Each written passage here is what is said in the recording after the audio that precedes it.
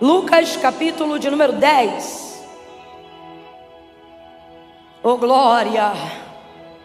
Aleluia. Eu sou assim, irmão. Se eu ouço alguém de longe dando glória, eu já reajo dizendo aleluia. Se o outro dá aleluia, eu já reajo dando glória a Deus. Glória a Deus. Aleluia. Vamos lá, Lucas, capítulo de número 10.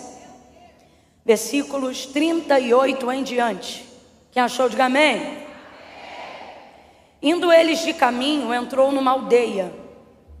E certa mulher por nome Marta o recebeu em sua casa. E tinha esta uma irmã chamada Maria, a qual, assentando-se aos pés de Jesus, ouvia a sua palavra. Marta, porém, andava distraída em muitos serviços. Aproximando-se então do Senhor, ela disse: Senhor, não te importas que minha irmã me deixe servir só? Diga-lhe, pois, agora que se levante e me ajude a servir. E respondeu-lhe Jesus: Marta, Marta, estás ansiosa e preocupada com muitas coisas. Olha para tua irmã e diz assim para ela: muitas coisas.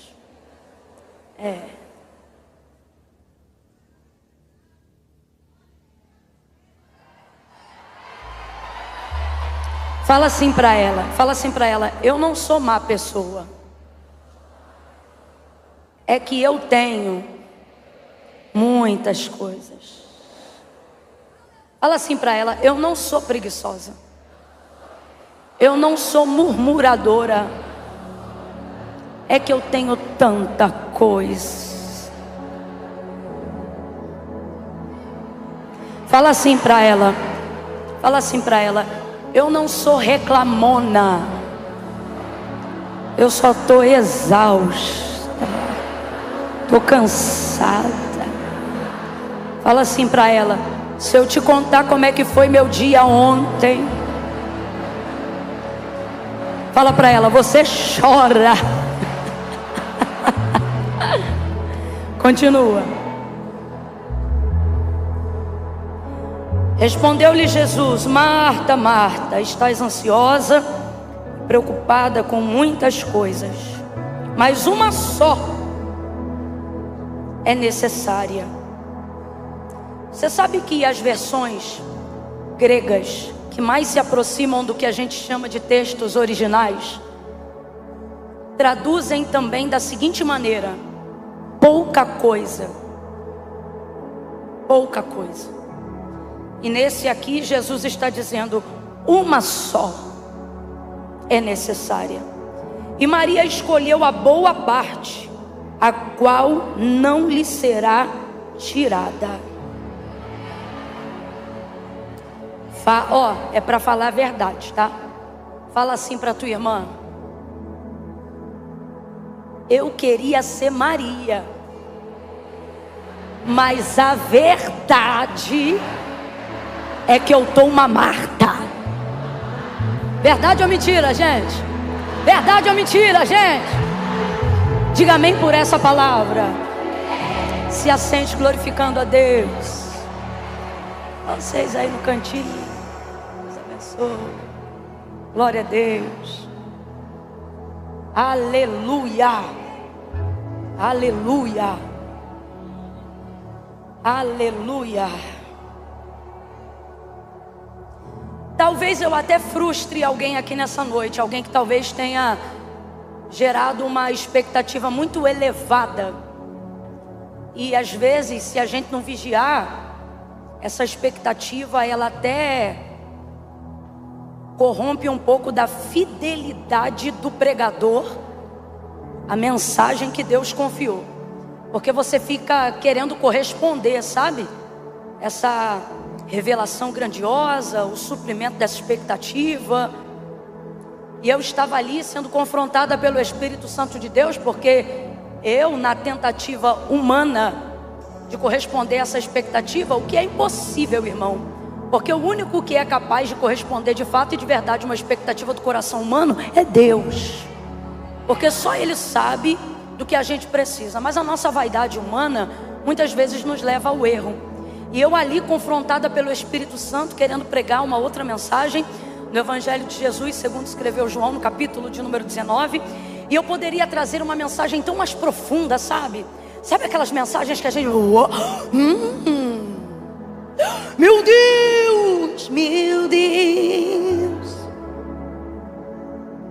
Aquela mensagem performática, carregada de conhecimento, de estudo, de um compêndio criterioso de informações. Uau, olha como conhece, como estudou, como sabe, como prega.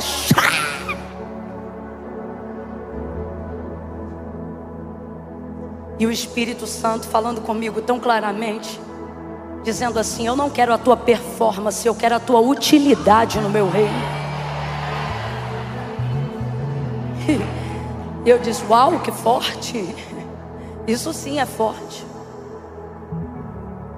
Me lembrei, por exemplo, enquanto ele me confrontava com essa palavra da igreja de Éfeso, uma igreja de muita autoridade na área do conhecimento, uma igreja muito próspera, muito bem sucedida naquilo que fazia. Mas o Senhor, ele disse para ela: tenho porém contra ti que deixaste o primeiro amor. Ou seja, ela se tornou uma igreja poderosa em performance e pobre na sua intenção, pobre na sua motivação. E para Deus o importante não é de fato o que você faz ou é capaz de realizar, mas a motivação que te leva a fazer o que você faz. A verdade é que muitas vezes dedicamos um tempo demasiado para poder enaltecer a maneira como queremos ser vistos pelas pessoas e não a maneira como Deus quer nos mostrar. Então utilizamos uma entrega absurda da nossa energia. Terminamos às vezes um dia cansado, uma semana cansada, um mês cansado, produzindo tanto esforço, que no final a impressão que nós temos é que não serviu para nada. E pode até ter servido para alguém, mas se não serviu para a glória de Deus, não realizou, não satisfez. Não foi um conteúdo legítimo, não foi algo que tenha poder de te renovar, de te capacitar, de te levar a um outro nível, de te levar a romper. Não inspirou, porque o que não é para a glória de Deus é apenas por pura vaidade. E a vaidade tem uma característica, qual? Ela gera esforço sem gerar sucesso. Você sabe que Salomão, ele tem um versículo dito na condição de proverbista, e ele vai dizer o seguinte: que o forçado nariz gera ferida, gera um sangue. E ele vai usar outros dois tipos. Ele vai dizer, por exemplo, que o mexer do leite à manteiga. Esqueci agora qual é o terceiro, mas fala sobre a mesma colocação. O espremer alguma coisa, não estou me lembrando agora o que é. O apontamento do versículo significa empregar esforço. Completa aí para mim, por favor. Empregar. Então o que o versículo está querendo te levar a compreender, através da vida de Salomão, um homem cheio de sabedoria, é o seguinte: o que o seu esforço tem produzido? Sangue, manteiga, você está me entendendo? Ele produz algo que valeu a pena o esforço empregado, ou no final do dia ele só produz reclamação, cansaço, estresse, fadiga? E por que você está falando isso, Camila? Porque Marta é uma mulher maravilhosa. A atribulação e esse nível de ansiedade, pessoas não interessadas não passam por esse tipo de tentação. Mulheres relapsas, negligentes, preguiçosas, não passam por esse tipo de aflição. A preguiçosa, minha filha, botou o pé para o alto e ela quer que o mundo se acabe em barranco, quer para ela morrer encostada. Ela não se estressa se as crianças estão com piolho, se a louça está na pia, se a comida está dentro de panela na geladeira. Ela não está nem aí se o uniforme não está lavado, se a rede social dela é bagunçada, se ela vem de chinelo, tênis ou sapatilha imunda para a igreja, se o cabelo foi penteado ou não foi. Ela não liga para nada, logo ela não é passiva, ela não está vulnerável a esse tipo de tentação. Que tentação? Tribulação, ansiedade, síndrome do pensamento acelerado, agonia, perturbação de alma, inquietação, fadiga. Não está. Ela não está, porque ela não está nem aí para nada. Ela come o pão da preguiça. Se só tiver miojo, para não ter que ir no mercado, ela pica salsicha e come miojo com salsicha de segunda a sexta. E depois ainda quer reclamar porque que o marido vai comer na casa da sogra. Dá glória que é para ninguém perceber que é contigo. Aleluia. Então, esse tipo de comportamento, esse tipo de personalidade não gera esse tipo de queda, não gera esse tipo de tentação. Agora vamos para o outro lado, que é um outro extremo. Mulheres muito boas no que fazem, mulheres capazes de fazer o que fazem, mulheres bem-sucedidas naquilo que fazem, também estão vulneráveis a um tipo de tentação muito elevada, qual? Começar fazendo com a motivação correta e terminar fazendo com a motivação errada. Existem padrões de santidade ou padrões de santificação cuja única motivação não é se aproximar de Deus, é arrotar a santidade, é se tornar orgulhosa daquilo que se faz. Pessoas que são tão boas naquilo que fazem, que se tornam egocentristas naquilo que estão fazendo, centralizadoras naquilo que estão fazendo, não deixam mais ninguém fazer aquilo que elas fazem, porque ninguém faz como ela faz. Vai gerando sentimento de independência, de autossuficiência, de isolamento, de ser tão boa no que faz. Agora veja, eu não vim falar o que é melhor ou o que é pior, porque não há comparação de melhor ou pior, quando independente do como, o final é fracasso do mesmo jeito. O que eu estou querendo dizer? A que come o pão da preguiça vai terminar fracassada, e a outra que faz com a motivação errada, tão fracassada quanto a primeira, porém com mais trabalho. Quem está entendendo até aqui, diga amém. Porque tudo nessa vida requer um posicionamento de escolha. Você precisa fazer uma escolha. A maioria de nós começa muito bem e termina com um status muito bom, desenvolvendo uma boa performance, mas completamente distante da motivação que agradava a Deus. E por que eu estou falando isso?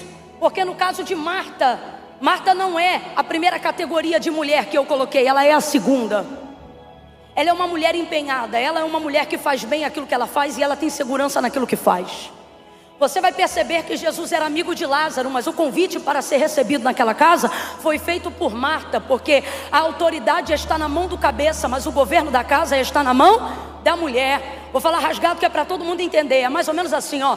O homem, ele pode até chamar em casa quem ele quiser, mas se ele é sábio, ele pergunta para a mulher se pode levar. Por quê? Porque a casa é dele, mas ninguém cozinha feijão igual ela. A casa é dele, mas para ter uma mesa bem posta, é bom que tenha a concordância dela. Quando o homem chama em casa alguém que a mulher não queria que ele chamasse, ou num horário que não deveria, pode ter certeza, é muito possível que essa pessoa que foi convidada pelo outro tenha uma das piores recepções da sua vida. Principalmente se ela não estiver em casa. Você só vai ver a foto dos sacos de pão aberto,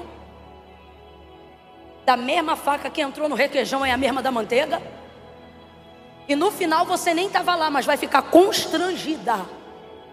Meu Deus, como é que você recebe fulano assim? Marta recebe Jesus em casa com toda a propriedade. Na última vez que eu tive a oportunidade de estar aqui, falamos a diferença sobre deixar entrar e receber. Marta é da segunda categoria, daquela que recebe, que quer mesa. Marta, quando recebe, ela lava pé. Marta, quando recebe, ela quer saber que tem comida para todo mundo. E não é fácil estar no lugar de Marta, não. Por que não, Camila? Porque Jesus não andava sozinho. Quando ele não estava com ninguém, ele já tinha 12 a tiracolo. Imagina 12 homens no horário do café da manhã ou do almoço chegando assim na sua casa. Imagine que você convidou um e de repente chega a 12. Agora imagine que com os 12 chega também aqueles que são atraídos pela pessoa de Jesus. E Jesus não manda ninguém embora, é Ele mesmo que diz: aquele que vem a mim, de maneira nenhuma eu lanço fora. Ele não manda embora não. Agora eu não sei a quantidade de homens famintos que estão entrando na casa de Marta, Maria e Lázaro. Então Marta começa a ficar ansiosa e fadigada, cansada. Eu acredito que ela está tendo que se envolver numa logística maior do que ela imaginava. Talvez ela pensou que o ensino seria uma coisa mais intimista para a aldeia. Só que de acordo com o relato de Lucas, o texto diz que por onde Jesus passava fluía uma multidão de pessoas.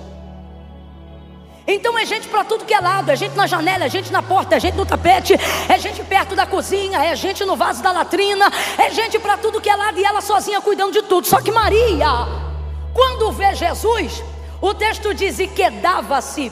O texto mais próximo no grego significa isso, quedava-se. O que é isso? Ela não mediu nada, ela foi direto aos pés de Jesus. Ela não quis saber de nada. Ela aproveitou uma oportunidade única, que ela sabe que jamais havia tido antes e não sabia se ia ter de novo depois. Poder ouvir um ensinamento de um mestre, na primeira pessoa, aos pés de Jesus. Rapidamente, depressa, abra comigo a boca e diga: depressa. Diga assim: rápido. Fala, diga: rápido. Rápido, rapidamente ela vai aos pés de Jesus e se assenta como uma pedra. E ninguém tira ela dali. E Marta, tadinha, igual uma formiguinha para lá e para cá. Mulheres úteis são mais passivas de serem estressadas, mais vulneráveis de ficarem destemperadas. Pergunte para a maravilhosa, que levantou hoje com a casa arrumada, café já posto, cabelo escovado, drenagem em dia, escolheu a paleta, veio para o culto de carro, com o motorista dirigindo. Rapaz, ela está preparada para adorar a Deus nesse culto. Eu não estou dizendo que ela não tem problema, eu só estou dizendo que ela teve mais condições de preparo para ficar aqui de boa. Agora pega a irmã da escala da limpeza que chegou aqui antes de todo mundo, vai embora depois de todo mundo, já teve que falar com 4 sem noção, 6 sem cabeça, 2 destemperadas. Pega a irmã da cantina que está trabalhando com a barriga perto do tacho para poder fritar uma coxinha, para poder desenvolver uma pipoca para ajudar no reino. Fala com o porteiro ou com aquela que está dando uma ajuda, um apoio no estacionamento para poder trazer as pessoas para cá. Dá uma olhada e vai ver como é que está o cabelo dela, vai ver como é que está a vida dela. Pergunta como é que foi o dia dela. Não pergunta não.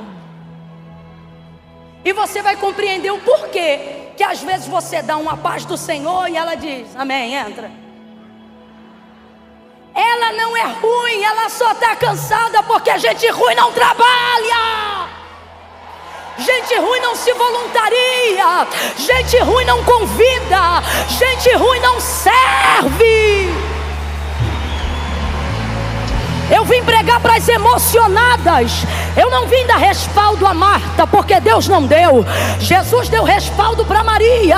Mas eu preciso lembrar que para Maria ter a oportunidade de ouvir uma palavra que ela nunca ouviu e receber o que ela nunca recebeu, ela precisou de uma Marta para convidar Jesus. E quem é Marta? Marta é uma emocionada, não parece, porque ela está ocupada com o trabalho, mas Marta é uma emocionada. Eu ousaria dizer que muito provavelmente Marta é uma sanguínea, colérica. Por quê, Camila? Porque é aquela pessoa que toma decisões a princípio por emoção e só depois vai pensar na logística. Agora, o reino de Deus não é constituído por cálculos, mas por fé. E fé tem a ver com decidir primeiro e saber como é que vai fazer depois. E Marta é dessas. Olha para quem está do teu lado e diz: não fala de Marta não. Não fala de Marta não. Quem fala de Marta é Jesus. Ninguém pode falar de Marta não, porque se ele entrou na casa foi porque ela chamou. É sanguínea? Possivelmente. Colérica? Talvez. Estressada? Também. Mas no final o que ela quer? Servir todo mundo e deixar Jesus ser rei. Servir todo mundo e deixar Jesus ensinar o povo. Agora, assim como a maioria de nós que estamos aqui, não é a intenção que nos leva ao erro, é o método que a gente utiliza para fazer o que queria. A intenção dela é boa, é a melhor de todas. Sem ela, muito possivelmente ninguém estaria desfrutando daquele ambiente inédito, novo, maravilhoso. Imagine o que é receber Jesus em pessoa em casa, gente. Meu Deus. Imagine. Agora, o que é isso? Eu vou contar de 1 a 3 e você vai dizer assim: emoção. Quer ver? 1, 2, 3, diga. Você vai olhar para tua irmã e vai dizer assim para ela: eu não sou ruim, eu só sou emocionada. Eu sou emocionada. Como assim emocionada? Vou te dar um exemplo. Você chama uma irmã que mora longe da tua casa e diz assim: vamos no Shine. Aí ela diz assim: menina, não vai dar para eu ir não, eu tô sem carro. Aí na emoção você esquece como é a pauleira da tua rotina e você diz: eu passo aí. No dia você lembra a contramão que é pegar ela para vir para Alphaville. Resultado: tu ia fazer escova, não fez. Ia fazer unha, não fez, porque teve que sair correndo para poder pegar ela, para cumprir a palavra. Chegou um tanto estressada, suada, já tem uma rodela de pizza de suor debaixo do teu braço. Mas no final dá tudo certo. Aí alguém pensa: você é muito estressada. Não é que eu sou estressada, eu sou emocionada. Nós somos 4 amigas extremamente próximas. Eu, Gabriela Lopes, Raquel Lima e Midian. Midian fleumática. Midian faz praticamente o papel do Espírito Santo em nosso meio, mediando tensões, apaziguando, concordando. Quantas vezes ela calou a fúria de uma ira com uma comida, do nada. Quando a briga começa, ela chega: olha o que eu fiz. E aí o bolo aquieta a tempestade. Que bolo gostoso. Gabriela Lopes, sanguínea, hemorrágica. Fez o outro, é ferro afiando ferro.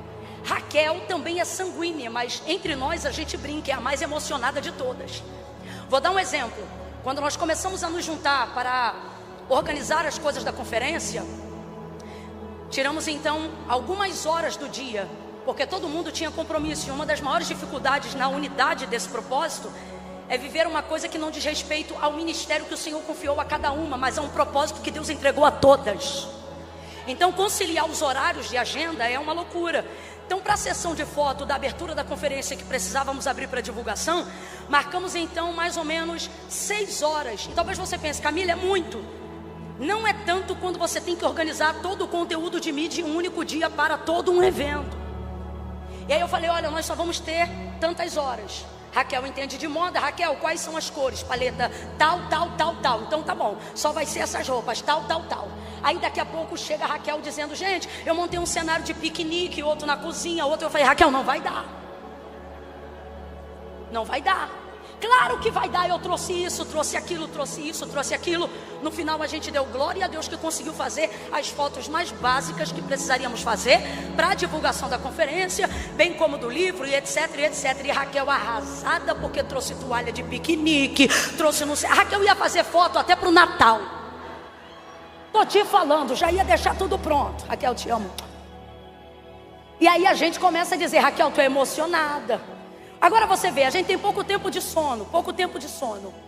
Então quando a gente calha de estar junto no mesmo evento, sobretudo hospedadas no mesmo hotel, a gente já começa a tramar na emoção o que a gente vai fazer. Na emoção a gente começa no grupo de WhatsApp: vamos na beira da praia, vamos tomar café em tal lugar, vamos acordar mais cedo, vamos dormir mais tarde, vamos ficar no quarto da fulana, Irmão, quando a gente chega, aí a gente termina dizendo por emoção. Emoção era o que a gente queria fazer, mas o planejamento não dava. Volta para Marta e você vai entender de novo quando eu digo que isso é emoção. Agora veja, usando o exemplo das minhas amigas que eu usei aqui, só para facilitar a compreensão do que eu quero dizer, a Raquel é a mais emocionada, mas é a que mais coloca na gente impulso para conseguir realizar as coisas que a gente quer realizar, mesmo quando a logística não cabe. Por quê? Porque o reino de Deus é tomado à força. Então se você não tiver alguém que te inspira, alguém que viaja na maionese, vai faltar o esforço necessário para fazer a obra necessária. Agora, junto com esse esforço, vão vir uma série de distrações, muitas coisas para atrapalhar você de acertar o alvo. A intenção de Marta foi a melhor de todas. Sem ela o caminho não teria sido tão bem preparado para que Jesus entrasse naquela casa e pudesse ensinar tantas pessoas, curar tantas pessoas, abençoar tantas pessoas, anunciar o reino de Deus para tantas pessoas. Só que quando ele chegou, a logística que envolvia aquilo mexeu com a cabeça de Marta. E Marta agora vai cometer um equívoco, um erro. Um erro que a maioria daqueles que querem servir a Deus e o seu reino bem, também tendem a cometer. E eu quero falar uma coisa antes de falar que erro é esse. Primeiro, um erro não deixa de ser um erro só porque é cometido sinceramente.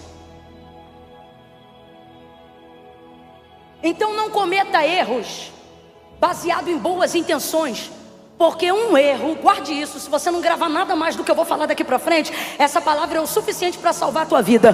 Um erro não deixa de ser um erro só porque foi cometido honestamente. A consequência dele vai vir. E qual foi o erro de Marta? Começou a se preocupar mais com a performance da sua recepção do que com o entendimento de que Jesus ali era detentor de sua atenção e de sua prioridade máxima. Maria não, Maria entendeu isso na hora, foi direto aos pés. Agora, olha isso, olha isso. Marta vai se valer do direito de ter tido a honra do convite e a aceitação do convite. Logo, naquele dia, ela é a pessoa que está mais próxima de Jesus. Quem está entendendo, diga amém. E nessa proximidade de Jesus, ao ver o comportamento de Maria, ela não vai suportar dar conta daquela demanda sozinha. Estressada, ansiosa, distraída, cansada, ela vai se aproximar de Jesus. E aproximando-se de Jesus, vai inquiri-lo: Senhor, tu não te importa, em outras versões, tu não se incomoda que a minha irmã me deixe servir só? A pergunta que ela faz é retórica. O que é isso? Ela não está fazendo uma pergunta porque ela quer uma resposta, ela está fazendo uma pergunta porque ela quer levar Jesus a fazer o que ela quer. Isso é grave. Eu disse que isso é? Eu disse que isso é? Nunca use sua proximidade com Jesus para obrigá-lo a fazer o que você quer. Não chame ele de Senhor por protocolo, se você não está disposta a ser uma serva obediente. Eu vou falar de novo: não chame ele de Senhor por protocolo, se você não está disposta a ser uma serva obediente. Não faça para ele uma pergunta da qual você não está esperando receber uma resposta, mas você está querendo usar de persuasão humana para que ele faça aquilo que você quer. Não se comporte como serva e fale como senhora. Há uma incoerência muito grande nisso. Eu vou falar rasgado que é para todo mundo entender. Tem gente que está usando da intimidade, do relacionamento que desenvolveu ao longo dos anos com Deus, com Cristo, para achar que pode obrigá-lo a fazer o que você quer. Você está achando que teu jejum bota Deus na parede? Você está achando que a tua campanha vai obrigar Deus a te dizer sim quando Ele quer dizer não? Você está achando que a tua vida de monte, de jejum e de consagração vai botar Deus num canto da tua casa para fazer o que você está mandando que Ele faça? Para de bater pezinho, levantar a mão para poder dizer: Deus, eu sou tua serva. Olha aí como aquele outro me trata, olha aí como ela está falando comigo. Vai lá e dá de espada nele, vai lá e dá de espada nela, vai lá e visita ele, visita ela. Olha aí como eu fui afrontada. Humilha, abate, visita, guerreia, toma frente. E tu ainda está se achando vaso porque sabe fazer oração de guerra, mas na verdade está utilizando a intimidade com ele para dar uma de senhora. Há uma coisa interessante em chamar Jesus para dentro de casa. O que, Camila? Na tua boca ele é convidado, mas dentro da tua casa ele é Senhor, e ninguém toma o lugar que é dele. A tua pressão não vai funcionar com ele. Pega na mão de alguém aí agora, que eu estou sentindo uma graça, uma autoridade de Deus tão grande para profetizar. É a primeira vez que eu estou te pedindo isso. Crede em Deus e estareis seguros. Crede nos seus profetas e prosperareis. Segura na mão de quem está do teu lado aí agora. Segura! Segura forte. Sacode a mão dessa mulher. Sacode a mão dessa mulher e diga assim para ela: você atribula teu marido, atribula teu filho, até o teu chefe, mas a Jesus ninguém atribula. Teu jejum não bota Deus na parede, tua campanha não humilha Deus. Se coloque no seu lugar e deixe Ele governar. Deixe Ele ser o Senhor da tua casa. Deixe Ele ser o Senhor da tua vida. Contenha-se. Como disse o carioca, segura a tua marimba. Não, porque lá em casa só eu sou crente, Camila. Então lá em casa é comigo que Deus fala. Você está usando o teu tempo de conexão, teu tempo de intimidade com Deus, teu tempo de oração, para achar que a tua intimidade te dá autonomia para falar para Jesus o que Ele tem que fazer.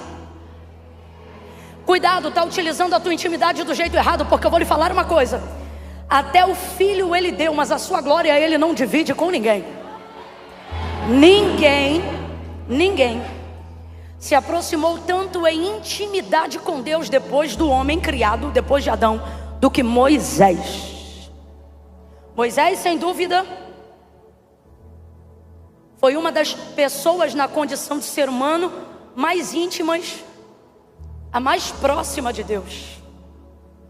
Deus, em defesa de Moisés, disse para Arão e Miriam: com vocês eu falo em sonho, visão, mas com Moisés eu falo boca a boca, como quem fala seu íntimo amigo. Agora, nem a intimidade que ele deu a Moisés autonomia para, no uso da intimidade, fazer o que ele queria. Você lembra o episódio das águas de Meribá? Lembra o episódio em que o povo queria beber água e Moisés foi clamar ao Senhor, e o Senhor disse a Moisés: há aqui uma rocha, pega o cajado, vai até ela. Ele não disse bate, não falou nada. Ele só disse: vai lá e fala a rocha. Fala a rocha. Moisés estava acostumado a usar o cajado para tudo. Só que nesse dia Deus disse para ele: fala a rocha. Quando chegou na hora, o texto diz que Moisés já era o homem mais manso da terra naqueles dias, porque para um povo rebelde e de dura cerviz, Deus pega um assassino e torna ele um homem manso. O texto diz que Moisés era o homem mais manso dos seus dias, porque Israel era sem dúvida um dos povos mais rebeldes e de dura cerviz do seu tempo para servir ao Senhor. Aquela geração começa a perturbar, a azucrinar o juízo de Moisés. Não tinha cova no Egito para que fosse necessário nos trazer até esse deserto, para que nossos cadáveres ficassem estendidos aqui sobre esse lugar. Lá nós tínhamos tanta coisa e aqui nem água tem. Ele já tinha de Deus uma direção: qual? Vai até aquela rocha e fala a rocha, e ela vai dar água de beber. Só que quando chegou lá, do caminho aonde ele recebeu a direção de Deus, até a rocha a quem receberia a ordem da sua fala para gerar água, eu não sei que nível de azucrinação fizeram na mente de Moisés, que ele já chegou na beira da rocha estressado, e ao invés de falar a rocha, ele feriu a rocha, e por 2 vezes acertou com o cajado na rocha, e isso deixou Deus irado. Deus vai se manifestar a Moisés e vai dizer para ele: Moisés, eu te disse fala e você feriu. Por causa disto você verá a terra lá de cima, a terra que eu jurei a Abraão que daria aos seus descendentes, mas tu não colocarás o teu pé lá. Ou melhor, você não entrará lá com o povo. Perdeu uma oportunidade desejada há 40 anos quase. Por quê? Porque nem toda a intimidade do mundo que eu desenvolva na minha vida de oração com Deus, nem toda a intimidade do mundo que eu desenvolva na minha proximidade com Deus, ela jamais deve ser utilizada para, abre aspas, impelir, fecha aspas, Deus a fazer o que Ele quer e não o que eu quero. Daniel capítulo 10, versículos 7 em diante. Quem achou, diga amém. Amém. Você está comigo em Daniel 7? Diz assim: só eu, Daniel, tive aquela visão. Completa aí para mim, por favor. Só eu, Daniel, tive aquela. Só eu, Daniel, tive aquela visão. Os homens que estavam comigo nada viram, mas caiu sobre eles um grande temor e fugiram para se esconder. Fiquei, pois, eu só e tive esta grande visão. Não restou em mim força. Desfigurou-se a feição do meu rosto e não retive força alguma. Contudo, ouvi a voz das suas palavras. E ouvindo a voz das suas palavras, eu caí com o rosto em terra, profundamente adormecido. Certa mão me tocou e fez com que me levantasse. Certa mão me tocou, vou ler a versão de vocês aqui. Eis que certa mão me tocou, sacudiu-me e me pôs sobre os joelhos e as palmas das minhas mãos. Verso 11. E ele disse: Daniel, homem muito amado, atende às palavras que te vou dizer e levanta-te sobre os pés. Atento às palavras que te vou dizer e levanta-te sobre os pés, porque eis que te sou enviado. Ao falar ele comigo esta palavra, eu me pus em pé tremendo. Eu me pus em? Mas ele estava como? Mas estava de?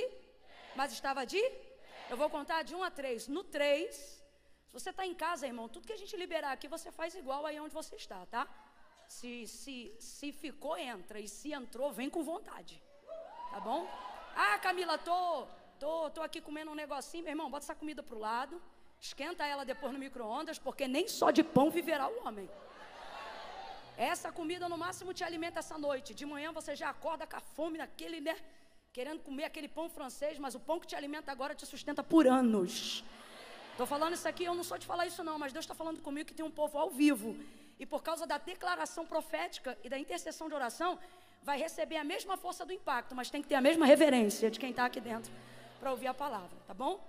Vou contar de 1 a 3. Quando eu disser 3, quem estiver em casa, quem estiver aqui, você vai olhar para quem está do seu lado e vai dizer para essa pessoa assim, desse jeito, você vai dizer assim para ela: você aguenta o que pediu. Não contei até 3 ainda, mas no 3 vai ficar bonitão. Eu tenho um jeito de falar, irmãos, que todas as vezes que eu tento arrumar, eu não me sinto à vontade para dizer. E eu tentei arrumar essa frase, e é por isso que eu não estou conseguindo dizer ela do jeito que eu quero dizer. Então eu vou falar bem rasgado, vai ser assim, ó. No 3 você vai dizer assim: para que você aguenta. Aí tá rasgado, aí tá do jeito que tem que ser. Mas tem que gritar para ele ou para ela. Você vai dizer: para com o quê? Ele sabe o que é. Ela sabe e Deus vai nos dirigir na palavra o que é. Para que você aguenta. Ó, mimizento hoje vai chorar de boca aberta. Você vai dizer: para que você aguenta.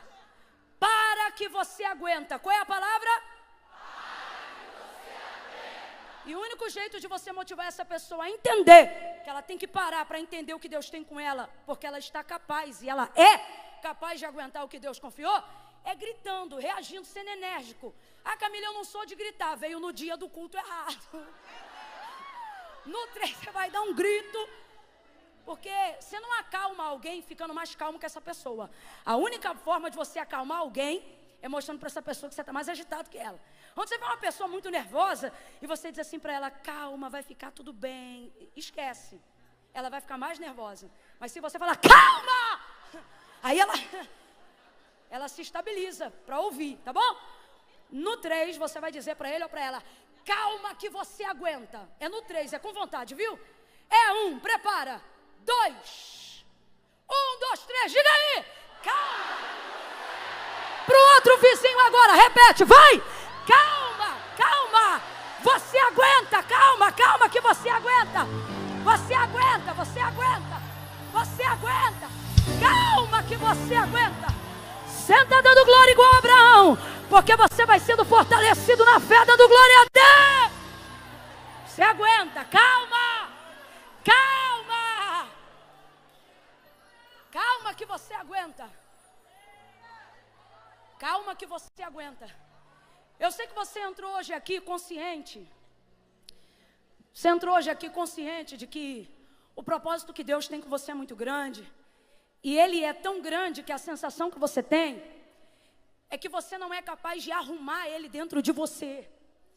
Camila, eu creio que Deus é grande e que o que ele tem para mim é grande e que é maior do que eu. E eu também, Camila, eu já estou nessa fase de aprendizado aí. Eu também já aprendi que quem faz é Deus, não sou eu, mas por ele mover através de mim, eu estou parafraseando os dilemas da mente da maioria. Por ele fazer através de mim, só a parte que me cabe já me dificulta a mente, porque eu não sei como deveria me comportar. Eu não tenho o nível de disciplina que eu julgo ser necessário, capaz de ter, para eu conseguir absorver a totalidade do que eu sinto que Deus quer me entregar. Camila, isso me incomoda, isso me entristece, isso me angustia. Isso tem me dado dias de coração apertado, porque está mais claro em mim do que nunca, por causa da fé que eu tenho. Ah, Camila, eu não tenho fé. 9 horas da noite na casa de Deus, impossível, irmão. Se tem alguém que tem fé, é você. E aí, dada a fé que eu tenho, sua mente confronta. Dada a fé que eu tenho, eu sinto que eu não acesso, não porque ele não está disposto a me dar, mas porque não há em mim preparo o suficiente para receber. E tudo aquilo que Deus te deu, não tem como finalidade te matar. Tem como finalidade te dar poder de ressuscitar outros, de animar outros, de levantar outros. Todos os propósitos de Deus visam, ainda que comecem em coisas, terminar em pessoas. Deus não criou a maior estratégia de salvação do plano de redenção no mundo por causa dos patrimônios naturais do mundo. Nem por causa do sol, da lua, das estrelas, não. O maior plano de redenção já criado na história, óbvio, só poderia ter sido criado por Deus na história da humanidade, foi o envio do seu Filho ao mundo, para que todo aquele que nele crê não pereça, mas tenha vida eterna. Jesus veio para nos salvar. Jesus é a ideia do plano original de Deus para o homem. E Jesus também não é o plano B. Ah, é porque o pecado entrou no Éden, irmão. É só ler o texto e a Bíblia é clara. A Bíblia diz que o Cordeiro já estava preparado antes da fundação do mundo. Jesus não é plano B. Dentro de todo esse contexto, nós somos, de acordo com o salmista Salmo de número 8, o pináculo da criação de Deus. Claro que ali no número 8 desse salmo, o salmo é messiânico e ele aponta para Cristo. E aí ele diz assim: pouco menor do que os anjos o fizeste, mas isso aponta para a nossa humanidade. E aponta para o Cristo que se vestiria de humanidade e ainda assim não perderia a sua grandeza, não só como Deus, mas principalmente na sua estima como o homem que Deus ama desde o dia em que Ele criou. Escuta isso aqui.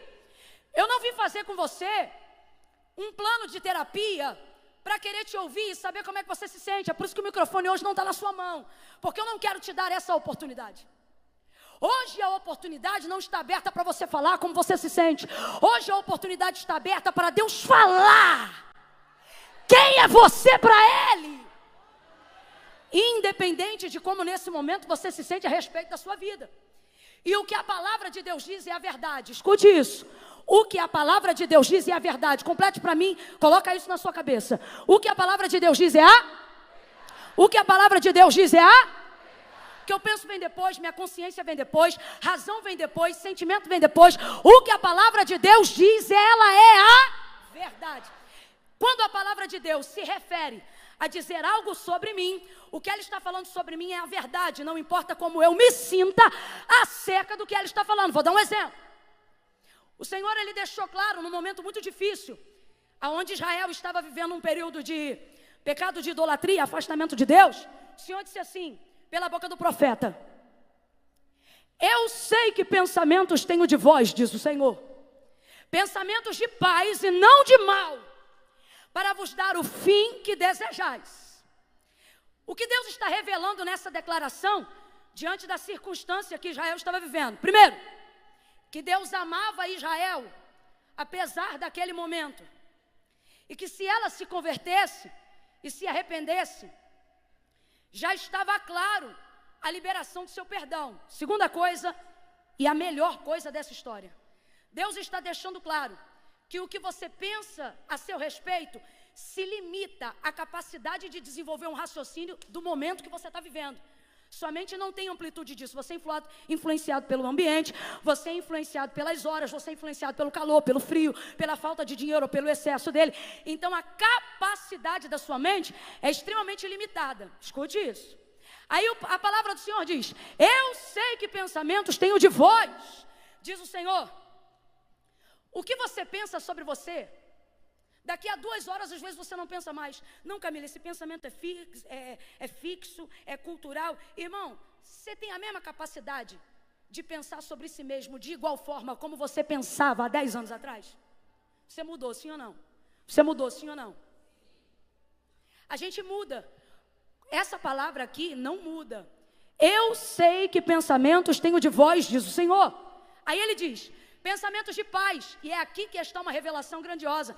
Ele está dizendo: eu não penso de você o que você pensa de si mesmo. Eu tenho um pensamento próprio ao seu respeito. E o que você pensa sobre si mesmo não tem o poder de interferir em como eu penso a seu respeito. Porque o que você pensa a seu respeito, você acha de você.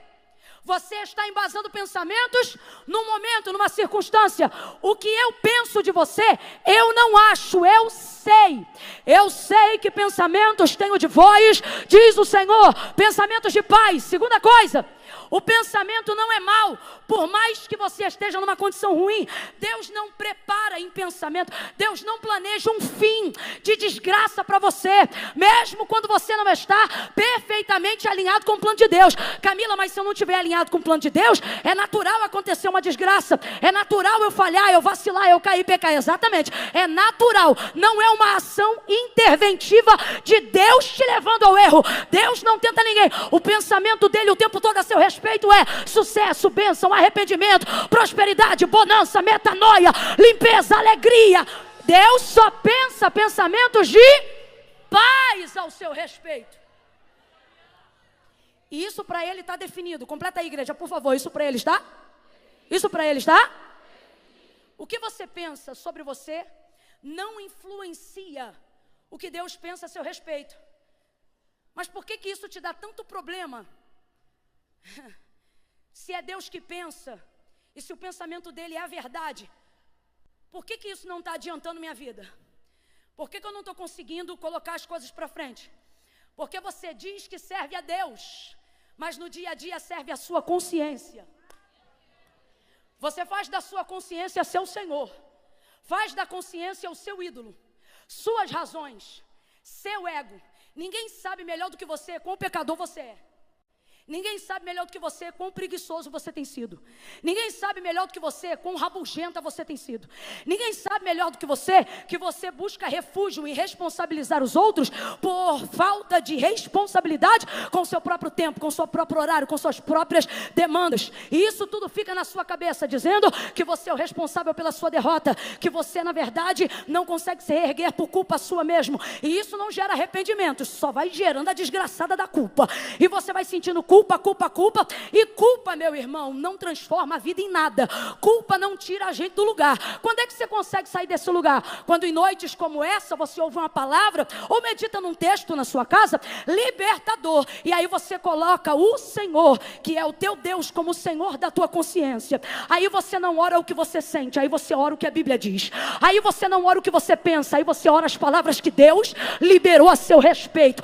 Aí você traz o governo da palavra de Deus Deus quer a verdade sobre a tua vida. E nessa hora, todo sofisma, toda mentira, todo sentimentalismo, toda vitimização, todo egocentrismo, toda vaidade, toda razão vã, toda filosofia perde a força.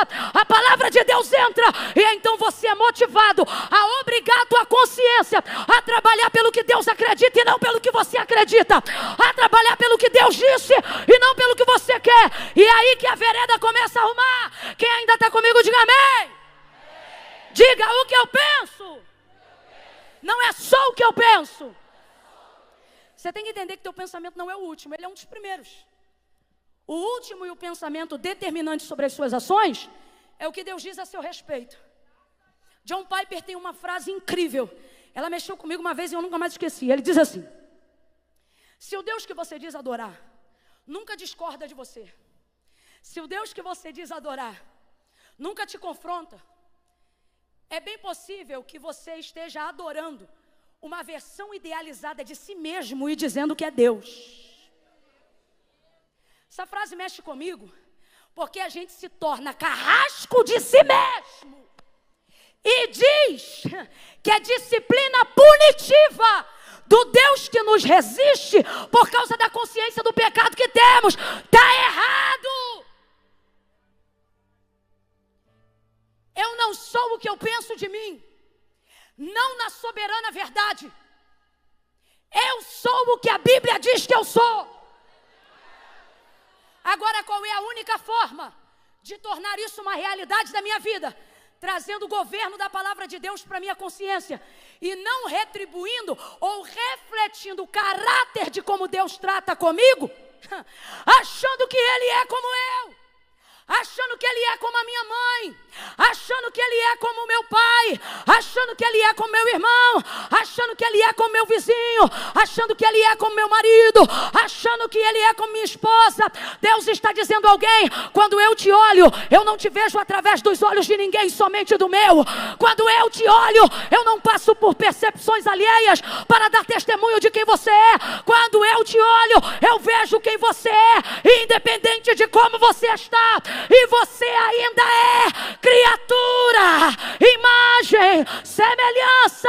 E o meu plano para você é integral, é grande, é perfeito, é maravilhoso. Mas o trabalho e a energia que você tem colocado para arrumar o plano de Deus na sua vida está te esgotando. Porque você acha que é capaz de pegar o plano original de Deus e compartimentar ele com perfeição na sua vida. Isso não acontece do dia para a noite. Então é por isso que você tem passado processos de angústia. Seu coração tem andado tão apertado. E eu louvo a Deus até por esse aperto. Porque esse aperto não é a desistência de quem não quer ter. É a dor de quem não consegue abrir mão do que sabe que pode ter, mesmo não tendo ainda. Então eu glorifico a Deus por essas angústias. Por essas vezes que você chora.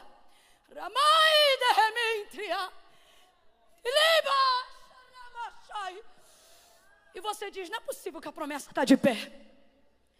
Tão incompetente como eu sou, tão incapaz como eu sou, desorganizado às vezes como sou, não é possível. Deus vai arrumar isso tudo. Só que a única forma da arrumação de Deus chegar para você aguentar ser a plataforma que Deus levantou para realizar o espetáculo da glória de seu nome, do nome dele, é se você entender aonde suas bases estão. Todas as vezes que as suas bases estiverem no que você pensa de si mesmo, a plataforma vai cair. Todas as vezes que você acreditar que tudo que Deus te confiou tem a ver com a sua capacidade e não com a dele, a plataforma vai rachar. Ele não te chamou para andar por vista, ele te chamou para andar por fé. E a fé vem pelo ouvir. Quem anda por fé não anda por vista. Quem anda por fé não se apega pelas circunstâncias, mas se agarra àquilo que ouviu. Quando eu me agarro àquilo que eu ouvi da parte de Deus, eu construo uma plataforma segura. Segunda coisa, e eu já vou entrar na mensagem. Segunda coisa, por quê? Por quê? Na mensagem não, na aplicação. Na mensagem a gente já está. Por quê? Que nesse caminho eu me perco do propósito que é só meu. Como se perder de uma coisa que tem tua cara, teu jeito, tua voz, tua identidade? Olha para mim. Como é que você se perde de uma coisa que tem teu cheiro, teu DNA, tua hereditariedade? Como que a gente é capaz de se perder uma coisa que corre atrás da gente mais do que a gente corre atrás dele? Porque na verdade você não perde, você foge. Olha para quem está do teu lado agora e diga: você não perdeu nada. Tá fraco, você não falou. Abre a boca que eu não vou entregar esse rolo sozinha não. Você é profeta e eu quero que você entenda que você não sentou aqui aleatoriamente não. Você está sentado do lado de alguém que tem de Deus para... Ei, pega na mão de quem está do teu lado aí. Eu nem ia pedir isso, agora eu vou pedir. Pega na mão de quem está do teu lado aí. Não segura de qualquer jeito não. Deixa essa pessoa perceber que ela sentou do lado de um profeta do eterno. Aperta a mão dele, aperta a mão, aperta. E diga para ele ou para ela assim: você não perdeu nada. Olha e diga: você não perdeu nada. O problema é que você foge de tudo. Você foge da unção, do peso da responsabilidade, da autoridade, da envergadura. Você se vê pelos seus olhos, mas quando você se vê pelos olhos de Deus, você não foge, você vai para cima. Para cima, reaja. Pega a mão dele e diz: vai para cima, vai para cima, vai para cima. Vai achar a marcha. Camila, eu tô tão cansado. Camila, eu tô tão cansada. Mano, eu tenho certeza. Ei, eu tenho certeza que o som tá ótimo. Só que eu tô tomando um remédio para alergia que tá comprometendo um pouquinho minhas vias aéreas. Aí tá tudo tapado. Se você liberar só um pouquinho aqui em cima, pro pessoal não, que é pra gente não turbar o tímpano de ninguém. Só um pouquinho aqui em cima. Camila, mas eu tô tão cansada. Eu acho lindo que tu cansa, mas não desiste. Tu senta no chão, mas não desiste. Tu fica em pé, mas não desiste. Tu chega 3 horas, mas não desiste. Tu fica na fila, mas não desiste. Dá 9 horas, tu não desiste. Tá com vontade de ir no banheiro, mas não desiste. Quer de Deus uma palavra, quer de Deus uma direção. Por quê? Escuta. O que te cansa, olha para mim. O que te cansa não é o peso do que Deus quer te entregar. O que te cansa é a energia que você focaliza na fuga. Tudo que Deus usa, por melhor e grandioso que Ele usa, quando usa você, quando levanta você, quando enche você, quando direciona você, infelizmente, na maioria das vezes, está trabalhando com reserva de sobra.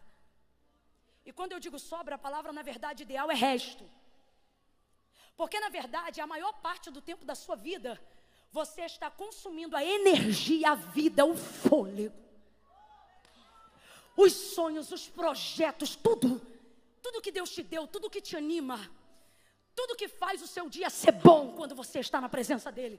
Você pega tudo isso e começa a canalizar para as coisas que fazem sentido para você e não nas coisas que fazem sentido para Deus. Escuta que você vai se encontrar. Olha o que você faz. Você pega isso tudo. Você quer ver? Irmãos, para a glória de Deus, isso não tem nada a ver comigo não, tem a ver com a expectativa que a gente colocou em Deus. A gente está debaixo de uma atmosfera que não é todo dia, eu estou sendo honesta, não é em todo culto. Mas numa atmosfera como essa, quem é de Deus está sentindo. Numa atmosfera como essa, palavra vira decreto. Numa atmosfera como essa, você sai daqui peito estufado, irmão. Você sai daqui procurando capeta para expulsar.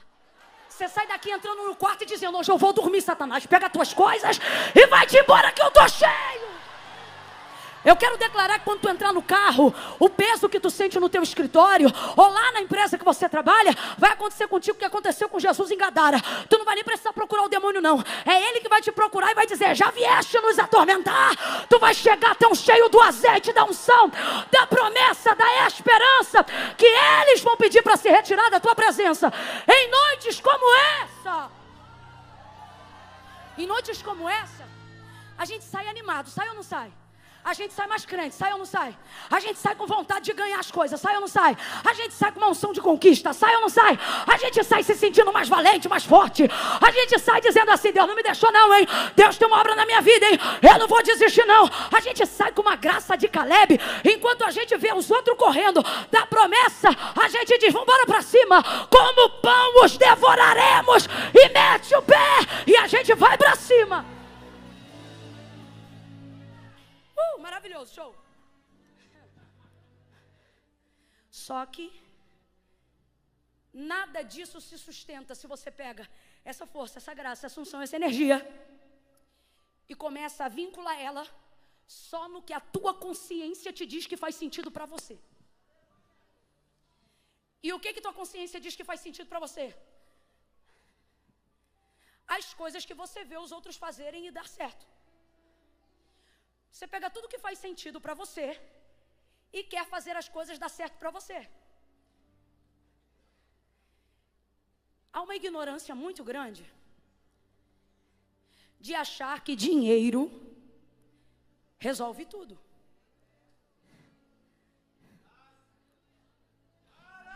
Eu vou falar um negócio meio duro, mas é verdade. E não é hipocrisia não, tá? A Bíblia diz que ele a tudo responde. Ou seja, onde há proposta, ele responde. O problema é quando a proposta não é paga com dinheiro. E as coisas ligadas ao seu propósito não respondem por dinheiro. É aí que a desgraçada da crise existencial come você igual um bicho carpinteiro na tua mente. E mina a tua fé. Porque você quer a aprovação do selo de Deus em portas abertas, em circunstâncias favoráveis. Você quer a aprovação do selo de Deus e da certeza de que Deus é favorável por você, se coisas boas começarem a acontecer. E então você começa a usar toda a energia dessa atmosfera, dessa unção, dessa graça, acreditando que você vai responder de maneira física em coisas que você quer ter. Carro para respaldar a sociedade, casa própria para calar a boca da família.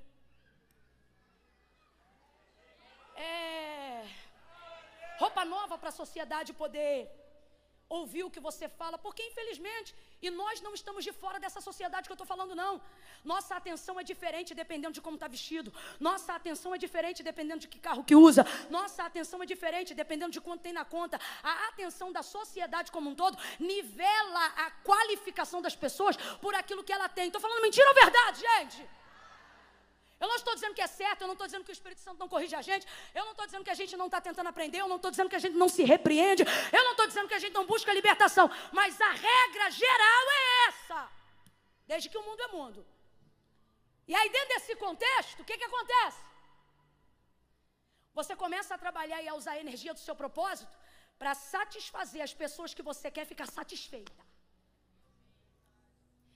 Você faz para fazer sentido para você.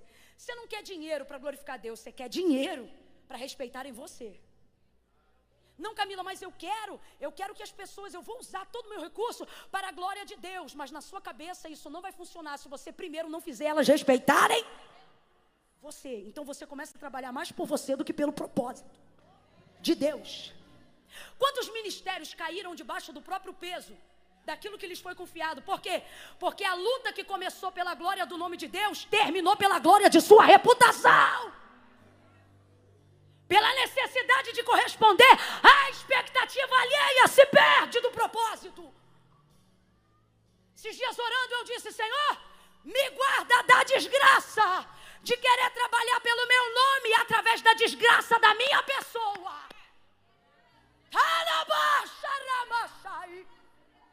Olha para quem está do teu lado e diga: não vale a pena. Diga assim: Deus, bora povo, abre a boca, diga: Deus, trabalha por você, por Ele, por todos. Diga: você se cansa sozinho. Pergunta para ele ou para ela: quem você quer dando expediente? Quem você quer dando expediente?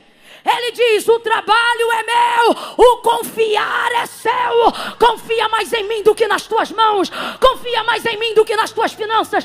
Confia mais em mim do que nos teus recursos. Aí escuta isso aqui. Se dinheiro respondesse propósito, porque a tudo dinheiro responde, o maior índice de suicídio não estava na classe média alta. Mas por que está lá? Infelizmente está em todo lugar, mas por que lá o índice é mais alto? Porque lá é a resposta final que você pensa que teria e não tem. Qual? Eu tenho tudo, mas não tenho. Aí eu ouço o apóstolo Paulo dizer: vi homens que não tendo nada possuíam, e outros que tendo tudo não possuíam. Quem é você? Vou te dizer agora: o homem dentro do propósito de Deus é aquele que possui tudo mesmo quando não tem tudo o que queria. Porque ele não trabalha para atender suas expectativas de vida, ele trabalha para atender suas expectativas divinas, as expectativas de Deus. Então veja, eu não estou falando isso para tentar te convencer que fazer por Deus é melhor do que fazer por você, porque é a única forma de garantir seu futuro. Deus me livre dessa desgraça oportunista de servi-lo. Então abre bem os ouvidos para o que eu vou dizer. Quando eu digo que fazer por você e a única forma de tornar possível sua realização pessoal é se você dedicar a sua vida para a glória de Deus, o que eu estou afirmando é que essa não é uma das formas, essa é a única forma. Olha para mim que eu já vou entrar ali, eu prometo, ali vai ser rapidinho, porque é a aplicação textual do que a gente já está entregando aqui. Olha para mim, o que Deus... Pensa nisso aí agora. Pensa de verdade. O que você acha que Deus estava pensando quando decidiu fazer você? Não, pensa. Pensamento natural, humanizado, filosófico. Se penso, logo existo. Então parto da ideia de que meus pensamentos ou as minhas realizações mostram o que eu... Não é difícil não, poxa, se esforça. Pensamento filosófico. Se penso, logo, não existo baseado no pensamento. Existo baseado na existência. Quando as pessoas veem o que eu faço, isso deve manifestar o que eu... Então a única maneira de se testemunhar um pensamento não é ouvindo o pensamento da pessoa, porque pensamento é invisível, está nela, não está na gente. Mas quando ela realiza, a gente vê a materialização daquilo que ela... Então é na manifestação do que existe que eu começo a saber o que ela... Pensamento filosófico. Se penso, vou fazer. Se penso, existo. O que faço deve retratar aquilo que eu penso e, consequentemente, que eu sou. Bíblico. Bíblico. A mesma coisa, só que bíblico. A palavra de Deus diz que todas as ações de Deus são pautadas em um único propósito. Todas, Camila, todas. Qual? Todas devem converger nele. Nascem nele, são feitas por intermédio dele e são finalizadas nele. Alfa e ômega, primeiro e último. Aquele que era, aquele que é e aquele que há. Começa nele, desenvolve nele e termina. Todo o propósito pelo qual a mão de Deus se move tem um princípio fundamental: a glória de seu nome. Guarda isso na mente, agora pensa de novo. Olha para a materialização de que você é, não importa quem você seja, e pense. O que Deus estava pensando quando pensou em mim? Humanamente falando, você vai pensar: ora, Deus estava pensando em mim? Sim ou não? Humanamente falando. Agora, como alguém que é consciente que a palavra de Deus é verdade sobre nós, isso não é um achismo, isso é a palavra de Deus, isso é o que Deus diz. Paulo vai dizer: porque dele, por ele e para, são o quê? São o quê? São o quê? O contexto do texto, essas coisas nos incluem, sim ou não? Sim ou não? Porque ele está falando de tudo que existe e de tudo que há. De tudo que existe e de tudo que há. Então essas coisas nos envolvem. Vem de novo. Porque dele, por ele e para ele são todas as... Vem comigo. Porque dele. Complete aí. Por quê? Por quê? Por e para são... Pensa de novo. No que Deus estava pensando quando criou você. De novo. Metade aqui aprendeu. No quê? Deus estava pensando na cor dos teus olhos? Deus estava pensando na cor da tua pele? No que Deus estava pensando quando Ele decidiu criar você? Então você funciona por meio, para a glória do nome, porque dele, por Ele e para Ele são todas as coisas. Meu respirar veio dele, eu vivo para ele, e a minha maior realização é quando ele está feliz, ou seja, é quando eu realizo ele. Jesus disse: aquele que quiser vir após mim, negue-se a si mesmo. Aquele que quiser vir após mim, negue-se a si mesmo. Aquele que quiser vir após mim, negue-se a si mesmo. Aquele que quiser vir após mim, negue-se a si mesmo. Isso não é sobre ter crise de identidade. Isso é sobre dizer: não importa quem eu sou, o que eu decidi ser vai passar por ti. Minha renda vai passar por ti. Minha família vai passar por ti. Meus negócios vão passar por ti. Minhas ideias vão passar por ti. Minha capacidade criativa vai passar por ti. Levante a tua mão e comece a pedir isso ao Senhor. Senhor, o que eu respirar, o meu acordar, o meu dormir, o meu levantar, deve passar por ti. Eu quero levantar e eu não quero dizer o que eu vou fazer hoje para mim. Eu quero levantar e eu quero dizer o que eu vou fazer para a glória do teu nome. Como tu pode ser engrandecido na minha vida hoje? Como tu pode ser louvado na minha vida hoje? Pega a minha renda, pega a minha família, pega o CNPJ da minha empresa, pega os meus filhos, pega tudo. As minhas dores vão passar por ti, as minhas crises vão passar por ti, os meus dilemas vão passar por ti. Eu não vou sair da tua presença, eu não vou deixar de fazer nada para te bendizer. Eu vou fazer tudo. Levante a mão.